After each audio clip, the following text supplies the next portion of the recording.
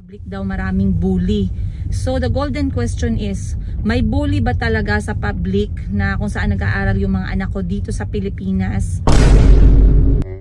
Sino ang nambubully sa kanila? Mga bata ba o mga matatanda? Pinagsisihan ko ba na pinasok ko yung mga anak ko sa public school? You don't like Deadpool? Yeah, because you said that later you won't change my mind. I don't like giving parties kapag ka matigas ang ulo. Diba, Calvi? Yeah. Mom, Po. on Chica's birthday, am I gonna have a present too? Because I also on my birthday, I even gave my cousin's present. Yes, it's called a birthday giveaways. Oh. Every time there's a birthday, there's a giveaway for the guests or for the visitors. Pwede ka magbigay ng sweets, pwede ka magbigay ng toys, pwede ka magbigay ng water bottle gamit sa school, ganon. I like electric car. Electric car. Yeah. I want one picture of electric. You cannot choose kung anong ibigay ng my birthday sa'yo. You just have to say thank you po. Mom? Birthday kasi ni Chico, guys, in 2 months time. Chico will become 4 years old. And I And want Deadpool costume and a present. gusto niya Of a Deadpool. gusto niya ng Deadpool costume at regalo. Regalo, say regalo. Regalo means gift. Yeah, and A present. I want first rack toy A what? with a controller. Ah, okay. Which one controller? Mag-greet muna kayo. Maayong buntag. Mommy, mayong buntag. Maayong buntag daw sabi ni Chico. Si Calvi, anong sabi? Mayong buntag. Maayong buntag. Mommy, Ah. why in Chico's school they cook food? Kasi babies pa man sila. They are still young and they need to make sure that they know how to eat healthy food na may gulay at prutas. Then why do they eat chicken? Chicken is very healthy. Kaya nga may chicken tayo sa bahay pag nagabili ako ng palengke. Punta ako sa palengke, 'di ba? Nagabili ako ng chicken for adobo. And last time I ate porridge. Oo. I don't like Kain siya porridge. porridge last time. I like porridge. I feel bad when we eat porridge. But when you talk about daddy, that's when Nag-aaway din talaga yan sila, guys. Tsaka si Chico kasi slap me. medyo mabilis yung kamay niya sa mga kapatid niya. Pero hindi naman palagi. Pero pag nag-aaway sila, ganun yung kanyang coping sa kanyang sa kanyang anger. Minsan sinasabi ng iba dahil nakikita din yung nanay na namamalo. Ako namamalo din talaga ako, guys. Pero naintindihan nila, alam nila kung kailan ako namamalo. Hindi palagi. May mga warning tayo talaga. Pero ang bata din kasi, yes. August 18, 2025. Ngayong araw, Opo. 18 pala ngayon. Last Sige. time it was 17. Ay, okay. Very good ka. So, iiwan lang namin si Chico. Hinatid lang namin. Good morning po sa inyong lahat. Ngayon ay araw ng Martes. At si Chico ay may pasok. Si Calvi nag-exam kahapon. Kamusta ang exam mo kahapon? Yeah, good. Okay naman. Mahirap? Opo. Mahirap or madali lang? Mahirap is hard. Madali is easy. Is it mahirap or madali? Madali. Madali lang. Na-answer mo lahat? Yeah. Ah, But sige. the one in the house was hard. Madali lang yun. Hindi ka marunong mag-add tsaka mag-take away. Minus means you take away, di ba? Add means you put them together. So when Mama says 2 plus 2 equals 2 put together another 2 equals 4. very good. What if Mama says 2 minus 2 or 2 take away 2? Mommy, should we go now? Tama, very good. Wait lang saglit. No, I can't tell you. I know. something. Bakit? I wanted to tell you something, but now I Ay, send cannot muna tell natin si you. Chico sa school, then you can tell me something, okay? Ha? No, I cannot tell it. I Wait lang, forgot Chico. it. You forgot? Ay, sorry. I cannot say it. Oh, sorry. Labas ka na. Or you want to stay in the car I want to go. to talk to people? Just play on the slide. Ay, hindi. Ulan ngayon. I don't have a slide. I want to swing. Jacket mo saan? I did not bring a jacket. Mommy, don't open my jacket. Cover your head. Should I go? Cover the bag. Mom, Diyan ka lang sa loob kay ulan. Huh? Let them of my friends know. Cover your head lang up to the classroom. Wait for me.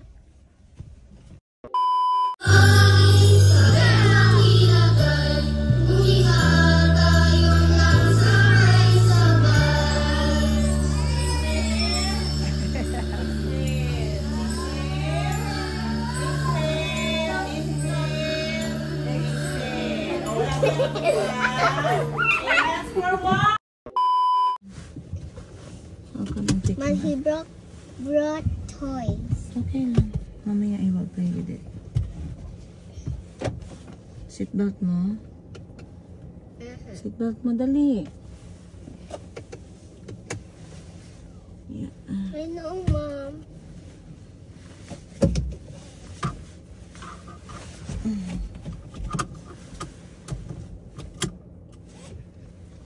Next time, let me do it by myself. I'm not a baby. Alright. Hindi ka pala baby.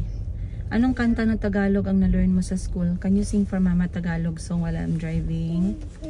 Tagalog ha, ready and go!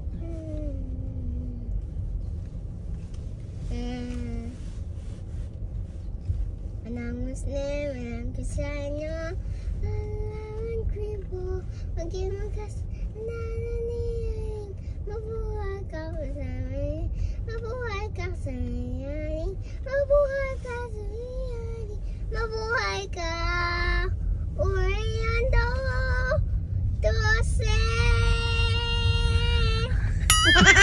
Yan lang Tagalog song mo. No, I have Ano more. pa iba? Sige, Tagalog yung ginakanta ninyo sa classroom. Sa watawat ng Pilipinas. Ako ay Filipino. Pagtungpa. Sa watawat ng Pilipinas. Sa may dangan, kataruan, at makabansa. And then, meron pa.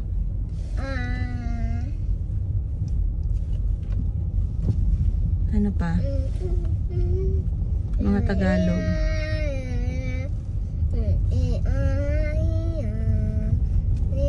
Rehiyon 12 man yan. Sabi ni teacher, mabait daw si Calvi sa school. Totoo. Yeah. Mom, like this.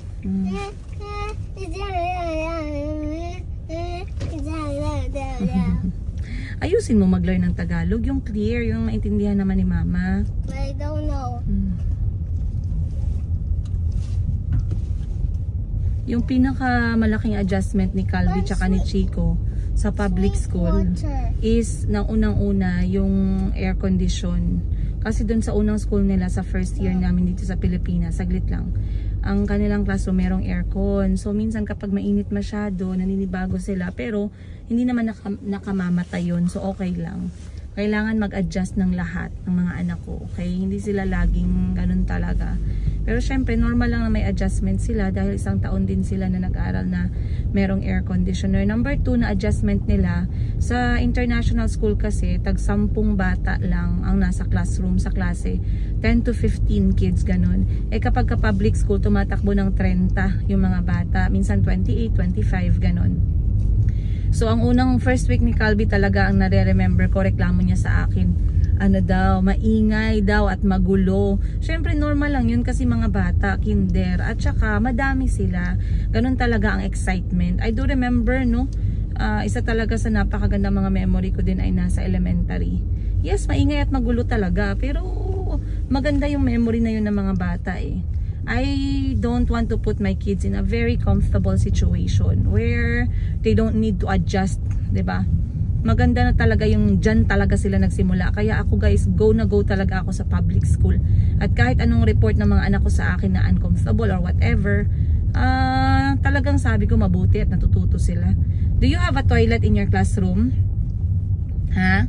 Marunong ka mag-toilet mag-isa? Anong ginasabi mo kay teacher pag gusto mo mag-toilet? I don't use their toilet. Bakit? Because it looks bad. Ew. What do you mean? Si Calby kasi guys, kahit hindi naman marumi at pangit yung toilet, si Calby, very namamahay yung puwet niya. So sorry sa word niya, hindi niya minimin yung ganun. Ilang beses na kasi pumunta kami ng mga lugar, okay naman yung toilet, wala namang problema, malinis naman. Pero dahil iba yung itsura at iba yung pintura, ganun, meron siyang sarili niyang preferences. So yun yung talagang tinatry kong baguhin sa kanya. So kung gusto mo mag-ihi, if you want to pee, how do you pee? You just hold it. Uy, it's not good to hold it, anak. Mag-pee ka. Ha? That's why Holding the pee is not healthy, man. So that's why every time at home I use our bathroom. So at school I don't need any Problema. Yeah, because I don't like the toilet. Okay lang yan. You have to learn how to use the toilet in the school, di ba? Di ba? It smells bad. Hindi, oy. Malinis, oy. Then what's those brown things on it and it looks old? Dahan-dahan lang. Dahan-dahan lang kayo may basurahan. A few moments later.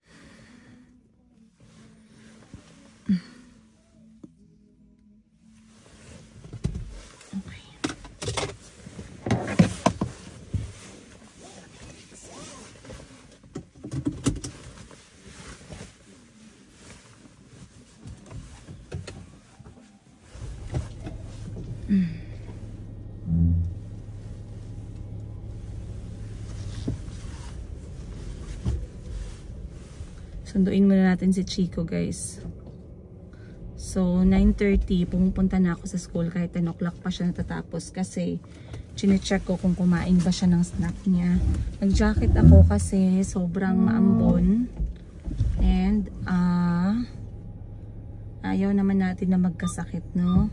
So, may schedule ako na magbenta around alas 12.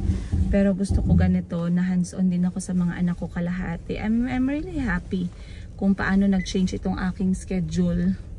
Kasi minsan, dati kasi nagtatrabaho ako alas 8 talaga ng umaga hanggang alas 6, alas 5 ng hapon, gabi. Paghahanap buhay ko dati talaga. Pero gusto ko yun baguhin kasi I feel burnout. Burnout talaga siya.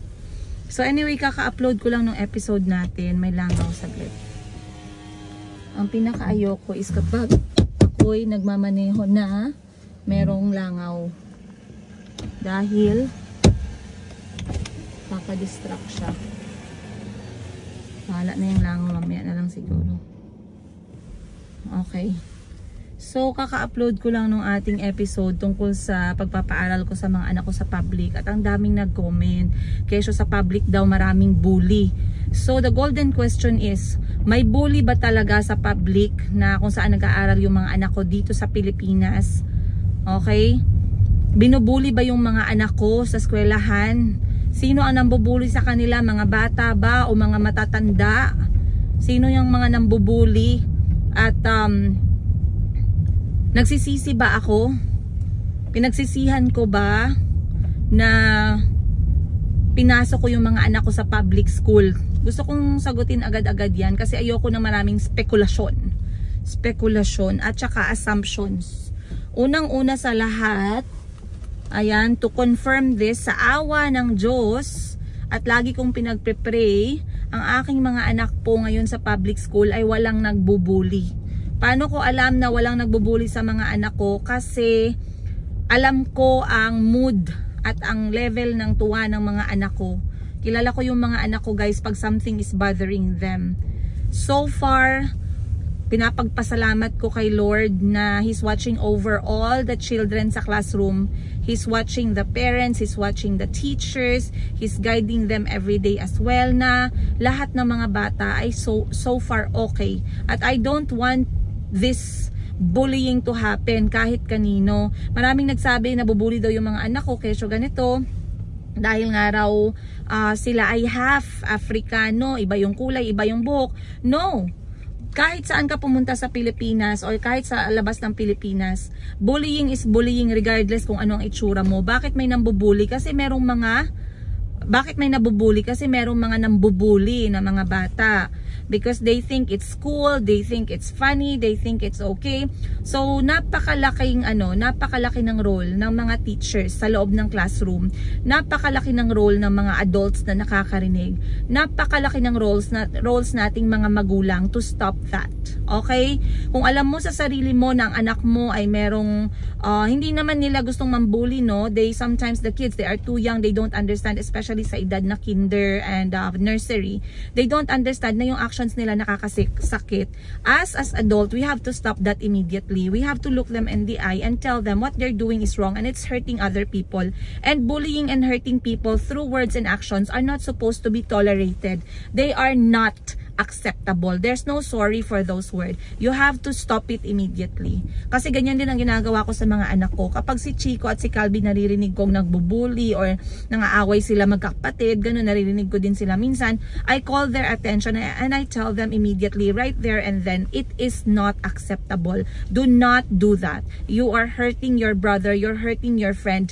Do not do that. I will not accept that. There's no excuse for that. Okay? So, to answer your question, hindi po nabubuli yung mga anak ko. Masaya po silang pumapasok sa eskwelahan.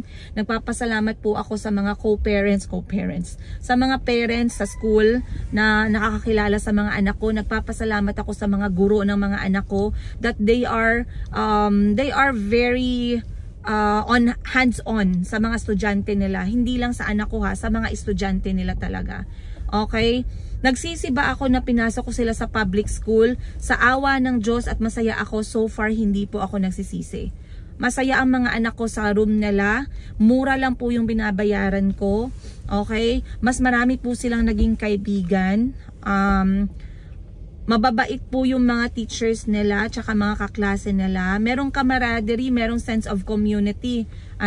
So for me, I would say na hindi po ako nagsisi. So sana bago po tayo mag-judge, kasi merong nag-comment na mga negative ngayong araw dun sa recent upload ko na binubuli daw yung mga anak ko kasi ganitong itsura. Hindi po ganyan yun. Okay? At saka ako as nanay, if something is wrong, lagi kong sinasabihan ang mga anak ko na talagang magsalita sila sa akin if something is wrong.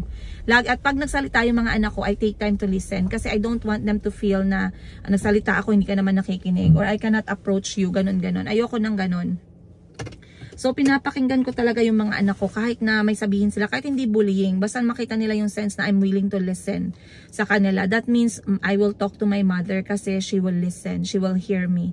She will not, tell me to stop it, ganun. Not unless makita ko talaga na nonsense yung usapan or talagang kumukulit-kulit lang yung mga anak ko, I just tell them to stop it. Pero, I'm very happy na pinasok ko ang mga anak ko sa public kasi at first sabi ko talaga international. That was when nag-message yung tatay nila bagong dating pa lang kami dito na i-enroll yung mga bata sa international at saka magbabayad. Pero ni Singkong Duling wala naman siyang binigay. So kung siya sana ang nagbayad nun, dahil nga dapat naman talaga ang magulang or since ako naman ang major provider, dapat yung tatay ang sasalo sa education, sa health at saka sa kahit yung bahay akin na yun. Education, yung health nila napaka-importante, food allowance napaka-importante, yung entertainment nila, clothing nila, bahay nila, pag-aalaga sa kanila, raising them, guiding them, disciplining them, giving them love, care, and everything that my children needs for their emotional welfare, I can give that to them. So, hindi sinunod ng tatay yung kanyang responsibilidad at hindi nga siya nagsuporta sa pagpapaaral. Pero okay lang kasi I'm not going to die. My children are not going to die.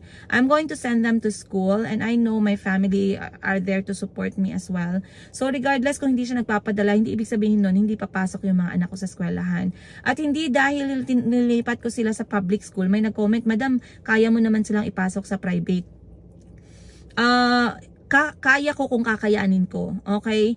Yes, kaya kong ipasok sila sa private. Pero the decision of putting them in public has much bigger purpose and reason kung bakit sila pinasok sa public. Other than the amount of money or yung tuition nila. There's a lot of things na matututunan sa public school. And I, for one, all of us, magkakapatid, sa public school kami nag-aral. And that life in public school, madami kaming natutunan. Okay? Ibang-iba pa din talaga ang public kesa sa private.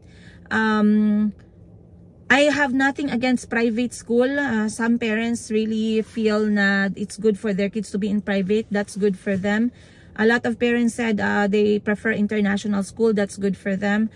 But a lot of parents sabi, mayaman ka naman, ganun, mga estado sa buhay. It's not about that, okay?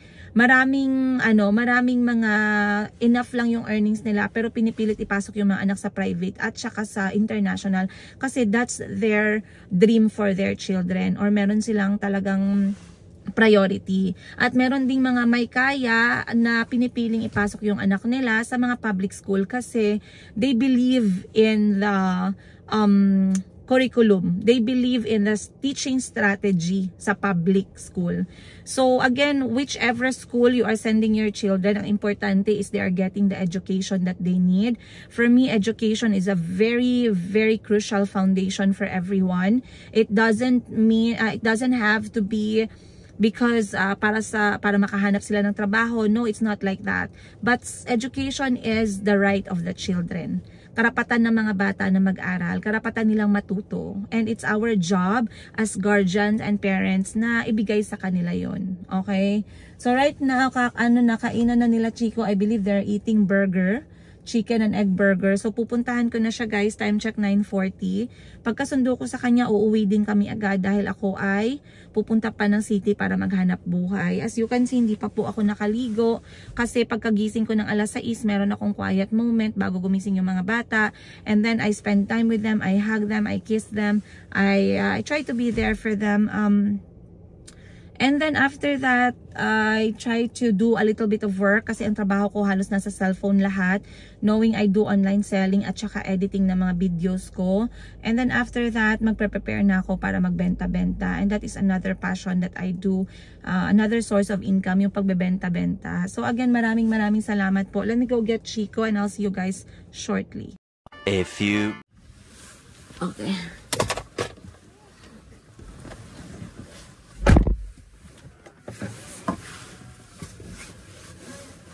Time check, 10 o'clock ng umaga. Mommy. Tapos na si Chico. Mommy, I can see my friend. Oh. Saan? There. Nag-lock ang aking wheel. Mom. Po. Wala na. You don't see my friend na. She left. Push, brake, and power switch to drive. Mom. Oy. You did not see my friend. She was there walking. She was walking? Yeah, you did not see her. Sorry. She left. Okay, sige. Upo ka na. Can you go to the other side but do not go Dito? up to there? Dito? Yeah, and you can see her. Let me see. But don't go up to there. Saan be? Poop. There. Yeah. Si Precious? Yes. Bye-bye, Precious. Yeah. Is she your best friend? Yeah, but she keeps pushing me. Then you tell her pushing is not nice. It's hurting me. If you don't stop, I will tell the teacher. Okay? Mommy, That's why we don't push. Ikaw din nag-push ka? No. Okay. Hindi. Sabihin mo hindi. Yeah. Sabihin mo hindi. Hindi. Pushing is... Mommy, are we at the house yet? Wala pa gani. Bago lang tayo nag-alis ng eskwelahan. House na. Kamusta ang school mo ngayon, okay? House yet? Wala pa. Anong gi-learn? Anong gituro ni teacher? I want bag. I want toy. Shh. What did you learn today? Letter? Yeah. Anong letter? Ha? And then after singing down the floor, left to the window and right to the door. Kiss me, Mama. Hug me, Papa. Now I know what everything. ABC. H-I-J-K-L-M-N-P. Q-R-S-T-U-V-W-X-Y-N-Z. Oh, nice fruits. Look. Pomelo. Wow. Very nice. Whoa. Pomelo. Now I know my ABC. Next time, won't you sing with me? Tapos, ano pa? Nagkanta ka. Ano yung exercise ninyo? Takbo, takbo, tayo ay tumakbo. Ikot, ikot. Ano yun, nak? Ikot-ikot ng ulo. Nakadlak. Ulo pa Oh, yung ano, yung ganito, yung ano yun? Alam na makad. Lumay ko. Makbuk, makbuk, makbuk. Mulay buk. MacBook? Ano MacBook? Apple laptop MacBook? Yeah. Tumakbo! Oh. Tumakbo! Tumakbo! Ganon. That's not how we sing. Ay, that's not nice. You're laughing at me when I'm wrong. Yeah, you're wrong. That's not nice. You just say, Mom, it's not correct. You have to do like this. Makbuk. Makbuk, makbuk. Mulay ko. Makbuk, makbuk. Mag-work na si Mama ha. After school, Chico. Tapos na. Pwede na si Mama mag-work, diba? So when you go away, Kami watches on sings. Share lang kayo. Now it's your turn na. It's my name. Tumakbo, tumakbo. Tayo ay tumakbo. Ano na kasi guys, ano na, buwan ng wika. Ang theme nila is Piyestang Nayon, Piyestang Pilipino. So may committee. Ang committee ko is photographer. Para hindi masyadong magulo daw, dapat isa lang yung mag-picture. So sige, okay tayo dyan. Goods na goods.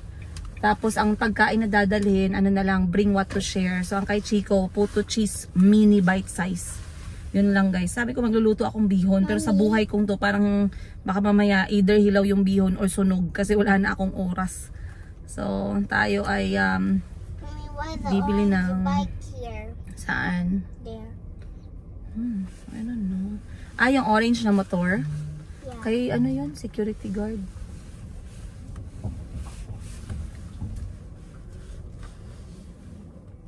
Now why there's a serious car to his house, Mom?